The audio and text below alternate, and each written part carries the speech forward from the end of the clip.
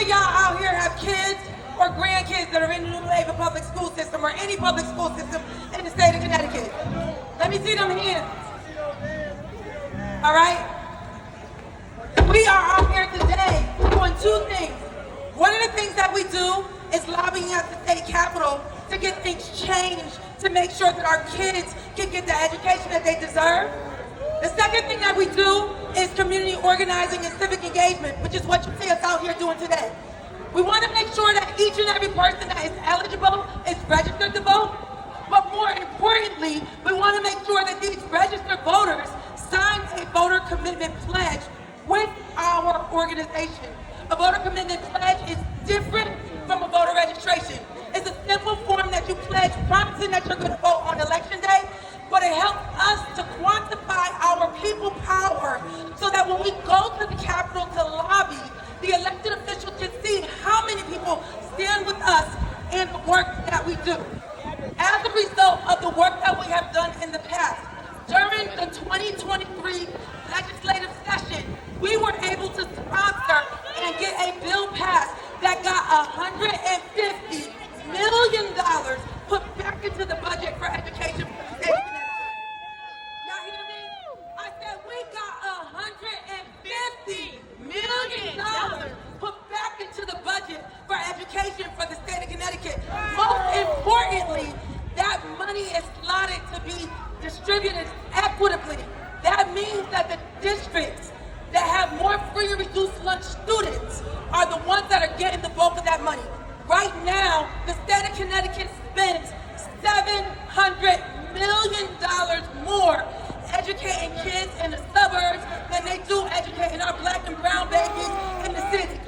Did y'all hear what I said? Black and brown babies. $700 million difference in how much money the state of Connecticut spends to educate kids in the suburbs versus our black and brown babies in the inner city. And that's because the formula that they use to fund the school districts is based on property taxes.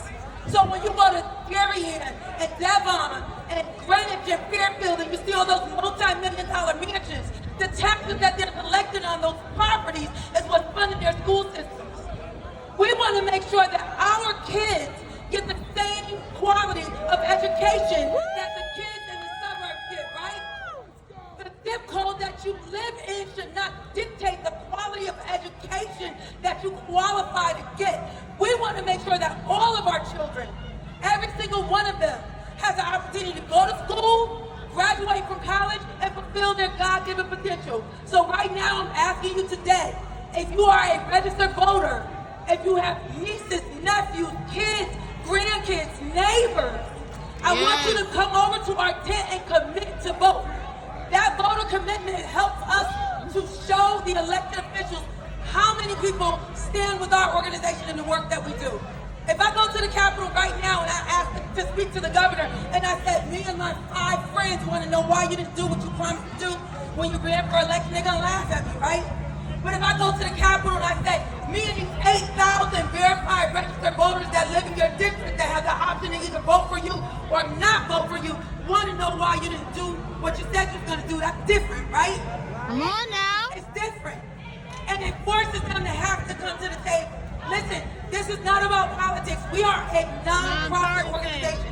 That means we're nonpartisan. We do not endorse any specific parties or candidates. We make sure that our community votes and has all of the tools that they need to be able to make an informed decision. Even down to free rides to the polls on election day. Right. So come and see us at that black and orange tent, Faith Act for Education. Thank you and God bless.